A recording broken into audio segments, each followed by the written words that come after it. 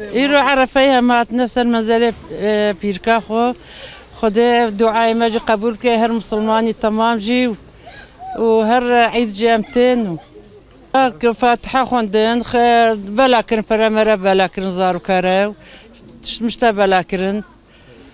Bayram dolayısıyla işte geldik ölülerimizi ziyarete geldik. Onların bayramını kutlamaya geldik. Allah kabul etsin deriz. Dua ettik, Fatiha okuduk. İnşallah Allah kabul eder. Bizi de onları da affeder. Yapacak bir şey yok. Bunlar yapıyoruz. Her bayram geliyoruz. Her bayram geliyoruz. Bazen cuma akşamları da geliyoruz. Bir Fatiha okup gidiyoruz. Yaptığımız bu yani. Eğer onlara bir faydamız dokunuyorsa ne mutlu bize. Hani derler ya bir hayırlı evlat her şeyden daha önemlidir.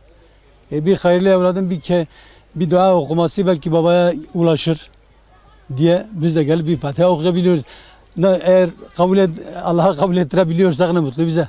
Am hatına sermezel, am jiboni miriye hatına am jwara Yasin dukhunun am jwara dua dkin.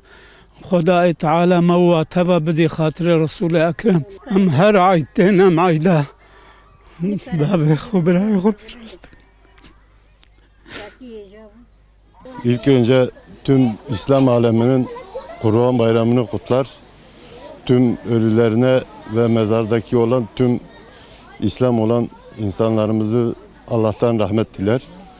Ve biz her sene mezarımızın başına geliyoruz, Fatiha okuyoruz, Yasin okuyoruz, dua ediyoruz.